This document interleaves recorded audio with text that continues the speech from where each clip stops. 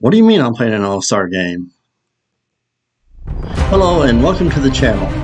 Alright, for those of you who have been living under a rock, this year, these fine people are going to introduce a new edition of the biggest all-time granddaddy role-playing game of them all, Dungeons and Dragons. Now, what this means for a lot of you is that you're going to get the new Player's Handbook, which is supposed to come out, my guess is probably around the time of Gen Con.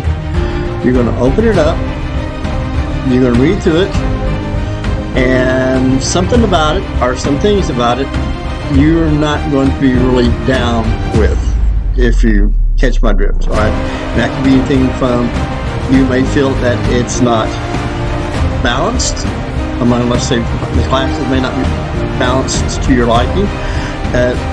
They might introduce some new rules that make the game more complex than you like to play with.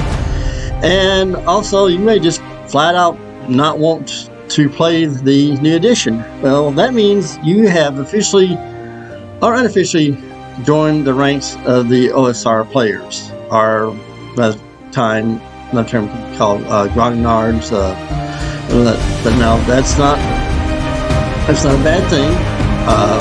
You become an OSR player almost by default because your game will evolve into the game that you like right now. Let's say D&D, the new edition coming up. You may not like I said, you may not like it. Therefore, you're going to keep on playing 5th edition D&D, which upon the release of the new edition, or let's say 6th edition, by default becomes an OSR game. I'm not like, well, how can that be, Larry? Well, it happens. Okay, it's not a bad thing, because here is the good thing about the OSR.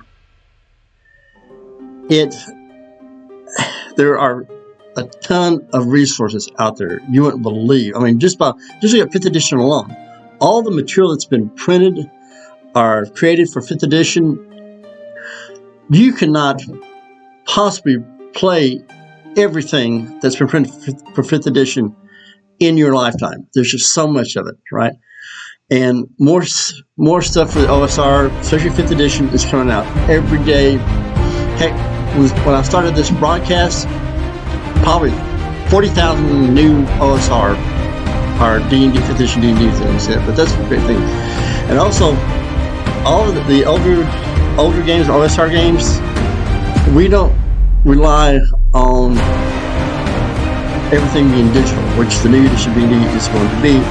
It's like, well, I've heard 99.9% digital, which means if their servers crash on their VTT, I guess you're out of luck as far as playing the game, right? But here, if we can have a power outage, I can grab some candles, flashlights, and all that, and I can keep on trucking, right?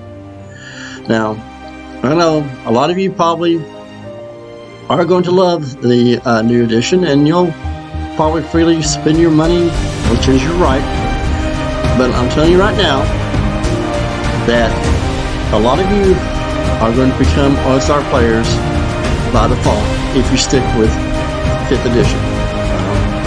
It doesn't mean you can't go and play the new edition.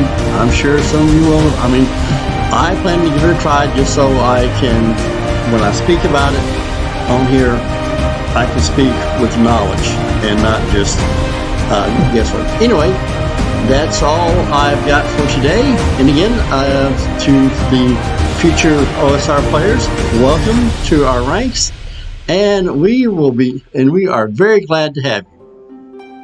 All right, catch y'all later.